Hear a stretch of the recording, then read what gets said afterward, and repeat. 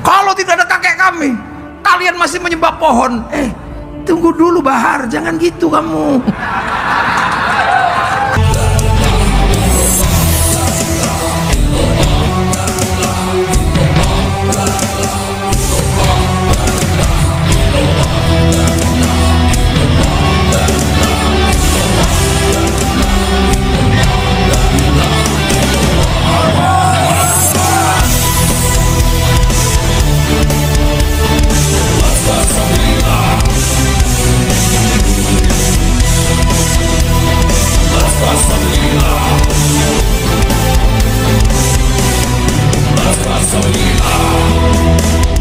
Takbir tauhid membelah langit, mengguncang bumi, menggetarkan hati.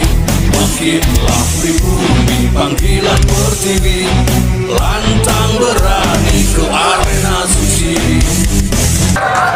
Kamu jangan gitu. Belanda tambah kenceng perlawanan Belanda karena apa? Ditopang oleh fatwa Mufti Batavia. Loh, kalau tiba-tiba kita merdeka karena perjuangan kakek aneh, kakekmu di mana? Orang pemberontakan Banten aja kalian malah menghabisi ulama-ulama Cilegon. Habib Usman bin ya datanya masih ada. Itu kerjasama dengan Senok Nugronya atau Syekh Abdul Ghaffar. Loh, ini kan kita masih punya sejarah. Ya sudah, kalau itu masa lalu ya sudah. Abu Lahab ya tetap Abu Lahab, nggak usah dibikin Abu Lahab itu pahlawan.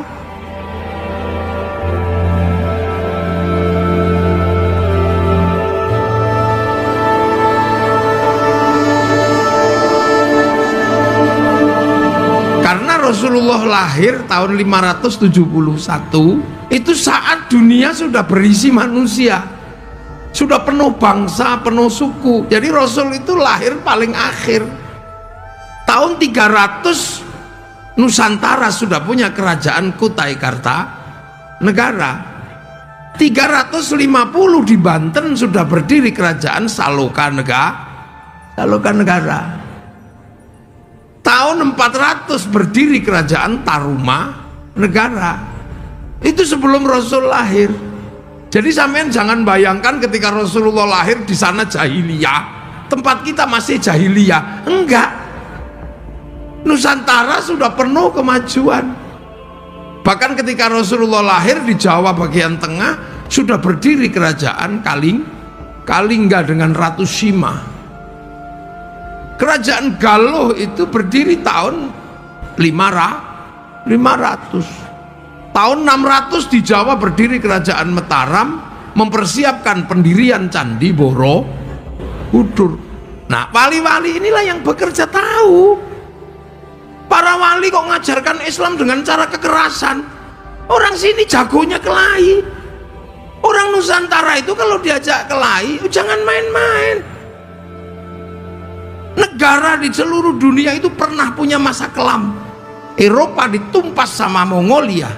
Mongolia ini penumpas Eropa, penumpas Arab, penumpas Cina. Afrika habis semua, dihajar sama Mongolia yang waktu itu rajanya namanya Genghis Khan. Akhirnya kemudian setelah menumpas Eropa dan sekitar Cina, Arab, mereka ke sini mau menumpas kerajaan Nusantara. Sasaran utamanya adalah Singasari, tapi Singasari punya hubungan bilateral itu dengan kerajaan Banten, dengan kerajaan Sriwijaya, dengan kerajaan Pajajaran, bersama melawan Mongolia. Utusannya dipotong kupingnya itu sama Kertanegara gitu. Jadi dulu nenek moyang kita sadis, utusan negara kok ngancam potong kupingnya. Perang akhirnya terjadi, perang besar, dihadang mulai Selat Banten sini, Selat Sunda ini sampai Malaka, dihadang dengan semua kekuatan. Apa yang terjadi?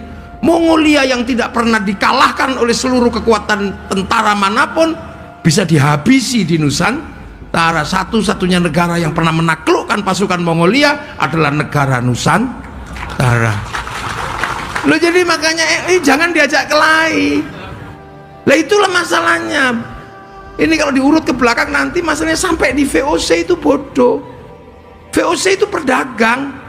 Kalau cuman pedagang nipu-nipu gak ada masalah. Begitu dia bawa marsose itu mencoba menekan orang Cilegon, ya potong aja mereka. Geger Cilegon itu karena mereka ngajak kelahi. Coba kalau nggak ngajak kelahi, aman mereka dagang gini. Begitu ngajak kelahi satu tangsi habis diajar sama orang Cilegon. Di Surabaya diajak kelahi habis di Surabaya. Makanya satu-satunya bangsa di dunia yang merdeka karena perang merebut kemerdekaannya hanya Indonesia. Jadi di Indonesia itu jangan dikit-dikit kelahi. Itu apa itu? Kita cuma diem-diem aja, tunggu aja. Ini makanya jangan ngajak kelahi orang sini. Jadi dipikir bangsa ini bangsa ketinggalan, enggak. Cuman kita diajari akhlak untuk diem. Tapi kalau udah keterlaluan, jangan salah, Belanda aja habis.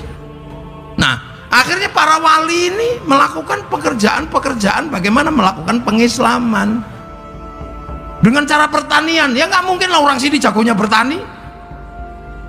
Menyebarkan Islam dengan perdagangan, orang Indonesia jagonya berdagang. Jungjung Majapahit, Jungjung Pajajaran itu bisa sampai di di jalur sutra sana, berdagang sampai ke Madagaskar, berdagang sampai ke Arab.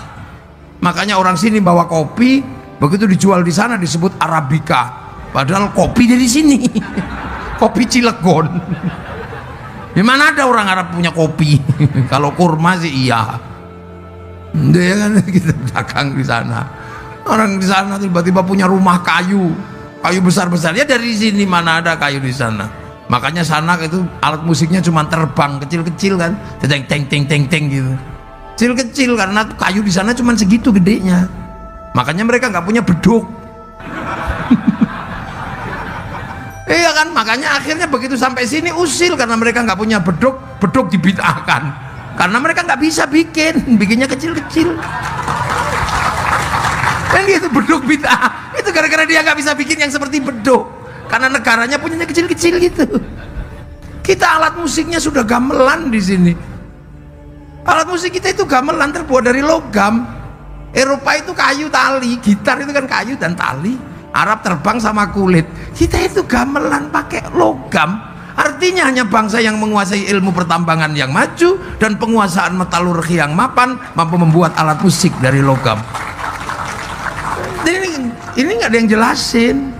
Makanya setiap kalau tidak ada kakek kami, kalian masih menyembah pohon. Tunggu dulu Bahar, jangan gitu kamu. Kamu jangan gitu. Loh, kita ini kayak apa gitu. Kalau tidak ada kakek kami nggak merdeka. Memang kakek mau ikut perang kemerdekaan kan? Nggak juga. Ini kita dudukkan dulu persoalan. Kita ini sebuah bangsa, kita punya negara, kita ini nation state. Loh, makanya para wali ketika melakukan pekerjaan bagaimana nanam, orang sering salah paham. Kenapa tidak dengan kekuatan perang? Di sini jago perang, mau diajak kelahi. Kenapa tidak melalui jalur perdagangan para? Ini gudangnya pedagang. Dengan jalur apa? Kan gitu. Nah, karena dulu yang nata ini semua adalah para wali, maka teritorinya disebut wilayah. Al-wali punya wilayah. Loh, makanya Indonesia itu disebut wilayah karena kita punya para wali. Kan gitu. Wilayah itu yang bersatu menjadi NKRI, Negara Kesatuan Republik Indonesia. Loh itu. Loh, makanya begitu wilayahnya ini wilayah para wali, maka semua bergerak untuk apa? Menjaga wilayah. Maka ketika wilayah ini dikuasai oleh orang-orang asing dari Belanda, semua melakukan perlawanan.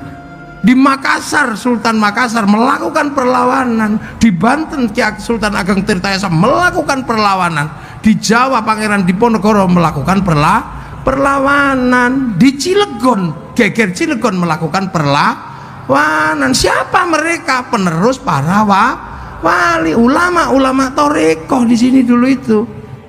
Makanya Belanda berani mengatakan Inlander yang melakukan pemberontakan di Cilegon adalah ulama Toreko. Qadiriyah Naksaban. Dia itu tegas di sini. Belanda menyebut itu.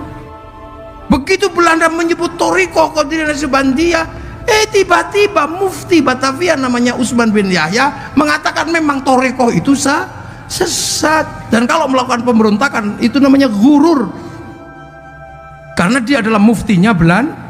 Belanda tambah kenceng perlawanan Belanda karena apa? Ditopang oleh fatwa Mufti Batavia. Loh, kalau tiba-tiba kita merdeka karena perjuangan kakek aneh, kakekmu di mana? Orang pemberontakan Banten aja kalian malah menghabisi ulama-ulama Cilegon. Ini saya baca panjang Pak, 94 saya sudah baca itu sejarah geger Cilegon, tapi judulnya bukan geger Cilegon, pemberontakan petani Banten, yang nulis Profesor Dr. Sartono Kartodirjo. Maka akhirnya penelitian itu diteruskan oleh Martin Brusines, melakukan penelitian, meneliti toreko di Indonesia. Itu judulnya apa? Tulisannya adalah Tarekat. Itu luar biasa. Akhirnya hasil penelitiannya dibukukan di sini lewat penerbitan namanya Inis tahun 93, 94, 95. Lo itu jadi keras di sini dulu. Toreko disesatkan ketika Belanda hanya mengatakan bahwa ini ulama toreko, maka kemudian yang punya fatwa bahwa toreko itu sesat ya Mufti Batavia itu Habib Usman bin ya datanya masih ada, itu kerjasama dengan Senok Nugroho atau Syekh Abdul Ghaffar. Lu ini kan kita masih punya sejarah, ya sudah, kalau itu masa lalu ya sudah. Abu Lahab ya tetap Abu Lahab, nggak usah dibikin Abu Lahab itu pahlawan. Bahwa persoalan Rasulullah ketika ngimami sholat gak pernah baca surat Al-Lahab gak ada masalah. Kenapa? Karena Ikrimah bin Abu Lahab sudah menjadi makmumnya Rasulullah. Yang gak enak loh, tabbat yada bilahabi wa tabb. Ikrimah itu di belakang Rasulullah, makanya Rasul gak pernah baca surat Al-Lahab. Ini kan tiba-tiba ada orang yang mengatakan bahwa Utsman bin Yahya adalah pahlawan. Nanti dulu, Mufti Belanda kok jadi pahlawan itu gimana? Tuh gitu lah. Loh, makanya saya sarankan nanti mesti dibikinkan ini perlawanan luar biasa. Ini penerus para wali, dan itu para syuhada. Syuhada itu nggak mati. La taqulu lima yuqtalu fi sabilillahi amwat bal ahyaun. Syuhada itu masih hidup. Makanya ketika masih hidup dan kamu nggak ngerti, nggak usah. Ada yang kamu ganti makamnya, ada yang kamu ganti namanya. Demi apa? Demi kepentingan bahwa kamu pengen punya sejarah di Indonesia. Gak bisa begitu.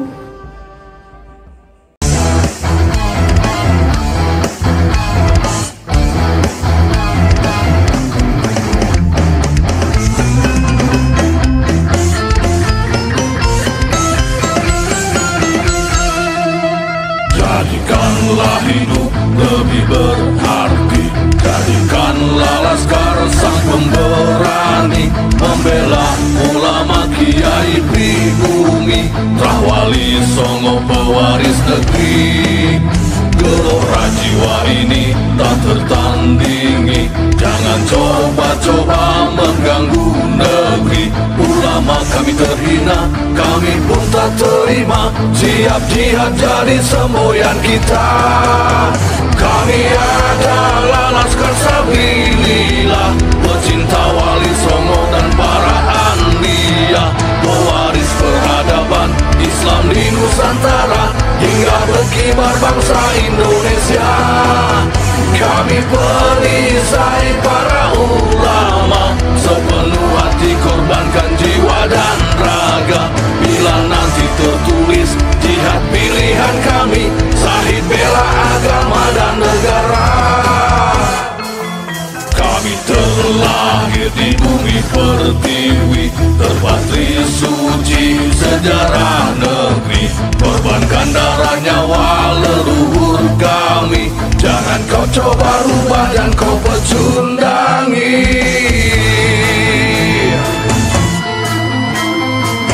Wali Songo adalah juriat Nabi, santun berakhlak berbudi pekerti, wariskan agama dan budaya Islami.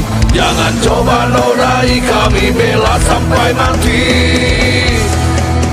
Kami adalah laskar sabilillah, tak akan gentar meskipun berkalang tanah, demi bela agama juga bela negara. Ikhlas jihad dan Zahid bersama ulama, relakan kami pergi dan berjuang, jadi perisai Rahwali dan kebenaran. Meski harus berkorban nyawa satu ibadah, demi kebenaran menang.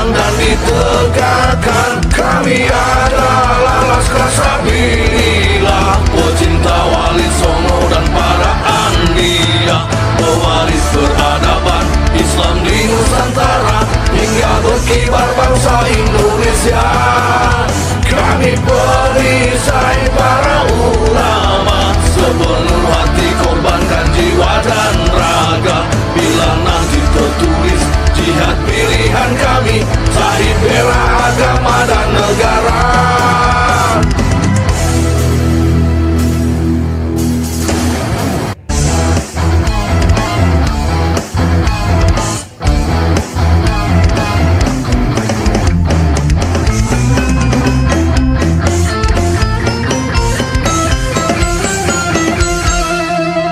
Jadikanlah hidup lebih berarti, jadikanlah laskar sang pemberani, membela ulama kiai pribumi, Rahwali Songo pewaris negeri. Gelora jiwa ini tak tertandingi, jangan coba-coba mengganggu negeri. Ulama kami terhina, kami pun tak terima, siap jihad jadi semboyan kita. Kami